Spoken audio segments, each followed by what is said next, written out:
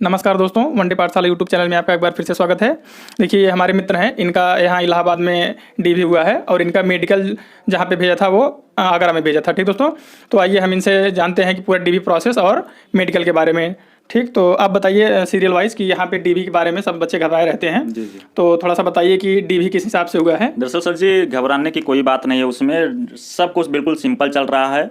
जैसे हम लोग की 8:30 बजे रिपोर्टिंग टाइम थी, हम लगभग वहाँ पे जो है 8:45 पे पहुँचे हैं। उसके बाद फिर वहाँ पे नाम बुला रहे थे, उसके बाद फिलहाल टाइम से लोग पहुँच जाए ज़्यादा अच्छा है। उसके बाद नाम बुला रहे थे, नाम बुलाने के बाद एक पर्ची दे रहे थे, वो साइन करवा के उस पर्ची को लेकर जाके अपना जो है टिकट वगैरह कटाना है, उतना तो सब जान रहे हैं। उसके बाद फिर जो है वहाँ से लेकर आना है टिकट, फिर तुमको बैठा देंगे। बैठाने के बाद बोलेंगे कि जो है अपना डॉक्यूमेंट वगैरह सब मतलब गाइडलाइन देंगे वो कि यहाँ किस तरह से तुमको डॉक्यूमेंट सेट करना है। अब उसमें डॉक्यूमेंट सेट करने में अपना जो हायर एजुकेशन लगाए हो वो तो कंपलसरी रहना चाहिए। बाकी इसके अलावा एक्स्ट्रा जो है, जैसे 3-3 ग्रुप बन रहा है डीबी चेक करने वालों का, तो एक्स्ट्रा डॉक्यूमेंट कोई ग्रुप मांग ले रहे हैं। जैसे कोई ऑफिसर है मांग ले रहा है एक्स्ट्रा डॉक्यूमेंट, कोई ऑफिसर कह रहा है कि नहीं मुझको बस केवल हाई स्कूल का चाहिए। बाकी इसके अलावा जो है अगर आप जाएंगे मतलब डीबी करवाने, तो आप अपना व्यवस्था लेके जाइए अंदर खाने पीने का, खाने पीने वाली चीजें। हाँ। जैसे अगर कोई साथ में आपके गया है तो बाहर से अंदर ले जाके दे सकता है, लेकिन अगर आप अकेले गए हैं तो बैग में थोड़ा सा खाने पीने का सामान लेके जाइए, क्योंकि एंट्री लगभग 8:30-9 बजे से एंट्री हो रही है और लगभग छोड़ते हैं 4-4:30 बजे। ठीक दोस्तों। हाँ सर जी, खाने पीने का अपना लेकर जाएंगे वहाँ पे। उसके बाद डीबी में सर जी देखिए, कमेंट बॉक्स में कुछ लोग क्वेश्चन था, वही क्वेश्चन को पूछ लिया जाए तो सब चीज़ क्लियर हो जाएगा। देखिए, पहले डीबी का प्रोसेस तो एक बार हो गया मान लीजिए पूरा, फिर देखिए ईबीसी नया या पुराना, इसके बारे में सब लोग ज़्यादा कमेंट किए हैं, तो उसके बारे में ईबीसी के बारे में हमें जहाँ तक ये जानकारी हुई है, हमारा खुद का ईबीसी था। हमने 2021 वाले इनकम के बेस पे ईबीसी बनवाया था और 2023 में नया इनकम हमने अप्लाई किया था, वो भी बना था 50,000 के नीचे ही बना था फिलहाल। और उसके मतलब जब हम वो डाले थे फॉर्म, उसमें भी जो इनकम हम लगाए थे वो भी था, लेकिन उसकी केवल फोटो कापी थी हमारे पास, ओरिजिनल नहीं था। लेकिन हम जब ऑफिसर को दिए ईबीसी अपना सर्टिफिकेट, तो हमने उससे पूछा कि सर इनकम भी चाहिए क्या, तो उन्होंने बोला नहीं, बस तुम्हारे पास ईबीसी है, बस इसी से काम हो जाएगा, इनकम वगैरह नहीं चाहिए। लेकिन अगर आपके पास है तो रख कर जाइए, क्योंकि मैं बता रहा हूँ कि 3 ऑफिसर चेक कर रहे हैं। आपका कौन सा ऑफिसर चेक कर रहा है, किस मूड में चेक कर रहा है, मांग भी सकता है कि नहीं मांग सकता है, कोई दूसरा ऑफिसर चेक करेगा नहीं मांग सकता है, कोई तीसरा चेक कर रहा है वो मांग सकता है। तो आपका कौन से ऑफिसर से मतलब कि वो करना पड़ जाए, सामना करना पड़ जाए, ये नहीं पता है। जी। और ये ओबीसी का जो सर्टिफिकेट बन रहा है वो ऑनलाइन वाला भी मान्य कर रहे हैं? हाँ, ऑनलाइन वाला भी मान्य कर रहे हैं। हमारा तो ऑफलाइन वाला भी था, ऑनलाइन वाला, लेकिन हम ऑफलाइन वाला पहले दिए तो ऑफलाइन वाला ले लिया। हमने कहा ऑनलाइन वाला भी चाहिए, बोले कि नहीं ऑफलाइन वाला है, बस इससे काम हो जाएगा। और जैसे ग्रेजुएशन वगैरह अगर कोई गलती से क्लिक कर दिया उस समय फॉर्म भरते समय, अगर उसका ग्रेजुएशन नहीं हुआ था कंप्लीट, तो उसके बारे में क्या कुछ एफिडेविट वगैरह सर? हाँ, एफिडेविट आप लगा सकते हैं। उसके लिए एफिडेविट बनवा लीजिए कि मैंने गलती से जो है ग्रेजुएशन भर दिया था, या साइबर वालों ने जो है गलती से ग्रेजुएशन भी डाल दिया था, तब मेरा ग्रेजुएशन कंप्लीट नहीं था। ठीक। और जैसे प्रमाण पत्र में कोई भी कमी है तो उसके लिए लगभग कितना समय दे रहे हैं? मिनिमम तो 7 डेज दे रहे हैं, इसके ऊपर भी आपको दे सकते हैं, बट मिनिमम जो है 7 डेज दे रहे हैं। और जैसे अगर एब्सेंट की बात की जाए, एब्सेंट का एब्सेंट के बारे में कोई एक्यूरेट जानकारी नहीं मिल पाई है। बस ये है कि जो है जैसे हम लोगों का 5-5 लोगों का ग्रुप बनाते थे डीबी के लिए, कि 5 लोगों को साथ में बुलाते थे, और 5 लोगों का अगर सीरियल हम देख रहे थे उस टाइम पे एक लड़का 5 लोगों में एब्सेंट था। वो हो सकता है वो बाद में आया हो, कोई पहले आ जा रहा है, टाइम पे आ जा रहा है, कोई बाद में आ जा रहा है, एंट्री पूरे टाइम चलती रहती है, तो इसलिए जो है एब्सेंट के बारे में कोई एक्यूरेट जानकारी नहीं है। जी। और मान लीजिए एब्सेंट रहते भी हैं, अगर दिन भर में 4-5 एब्सेंट रहते भी हैं तो उसके लिए ब्लॉक डेट भी दिया गया है। अभी तो मान लीजिए डेट नहीं आया है, लेकिन एडमिट कार्ड में जिक्र है के बारे में बोल रहे थे सर कि जो है ब्लॉक डेट दिया जाएगा, बट अभी उसकी कोई ऑफिशियल नोटिस नहीं जारी हुई है। हाँ, तो हो सकता है वो ब्लॉक डेट में भी आए, क्योंकि अभी इधर केबीएस वगैरह का एग्जाम चल रहा है। और अगर सीबीटी एडमिट कार्ड जिनके पास नहीं है, उससे कुछ मांग ही नहीं रहे, उनके पास तुम्हारा सारा प्रूफ उनके पास है। तुम्हारा सीबीटी का जो है एप्लीकेशन फॉर्म भी है, और जो है सीबीटी का एडमिट कार्ड भी है, पीईटी का एडमिट कार्ड है, सब कुछ उनके पास है। तुमको अब अपने से दिखाने की जरूरत नहीं है, लेकिन आपके पास है तो लेकर जाइए, नहीं है तो बिल्कुल मत घबराइए। अच्छा, ये बायोमेट्रिक वाला क्या मैटर? जैसे कई सारे लोगों का बायोमेट्रिक नहीं मैच करता है, तो उनके लिए क्या है? जैसे 1-2 बायोमेट्रिक होता है, एक पेट के लिए, पेट वाले के बेस पे होता है बायोमेट्रिक, एक तुम्हारा सीबीटी वाले के बेस पे बायोमेट्रिक होता है। तो पेट वाले में अगर तुम्हारा बायोमेट्रिक मैच कर गया तब तो ठीक है, अगर नहीं भी किया तो तुमको फिर 10 मिनट बाद या 15 मिनट बाद रिकॉल करेंगे, फिर से बुलाएंगे, या उसी टाइम पे 3-4 बार लगवाएंगे, नहीं लग रहा है फिर बोल देंगे जाओ, अच्छा अभी बाद में तुमको बुलाते हैं, तब तक दूसरे का करेंगे, फिर तुमको बाद में बुलाएंगे। लग जाता है सबका, बस केवल ये रहता है कि कभी कभी सर्वर प्रॉब्लम वगैरह रहती है, इसलिए नहीं लग पाता है। अच्छा। और देखिए अब मेडिकल के बारे में जान लेते हैं। बाकी आप लोग जो क्वेश्चन अगर आपके दिमाग में हो तो वो आप पूछ सकते हैं, ठीक है, कमेंट बॉक्स में, तो उसका जवाब हम दे देंगे। और देखिए मेडिकल का पूरा प्रोसेस बता दीजिए। जिनका मेडिकल जो है वो आगरा में हुआ था, ठीक है, आगरा डिवीजन में, तो वहाँ के मेडिकल के बारे में बता दीजिए। जी सर, हमारा आगरा में हुआ था तो रात में हमारी 11 बजे की ट्रेन थी। हम रात में पकड़े ट्रेन, उसके बाद वहाँ पे 6 सवा 6 बजे लगभग हमको वहाँ पे आगरा कैंट उतार दी। उसके बाद जब वहाँ के मतलब 9 बजे रिपोर्टिंग टाइम थी, हम लोग लगभग 8:50 पे वहाँ पे पहुँच गए थे।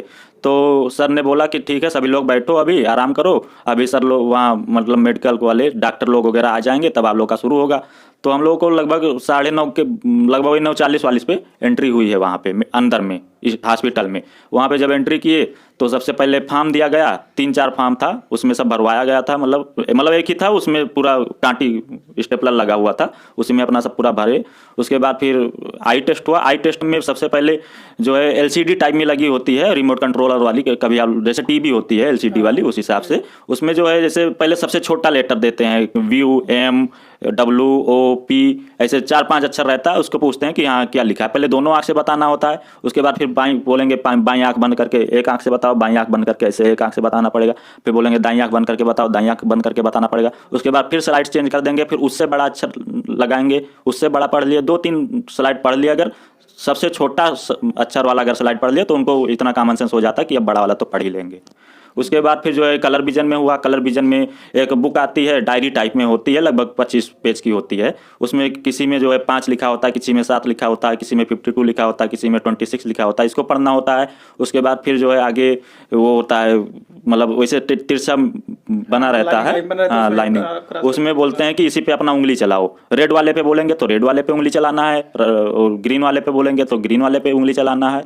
कलर विजन होने के बाद फिर जो है हम लोगों को भेज दिया गया एक्सरे करने के लिए। एक्सरे में गए, एक्सरे करवाए। उसके बाद फिर तुरंत ब्लड निकालना था, ब्लड चेक करवाना था, तो ब्लड गए निकलवाए।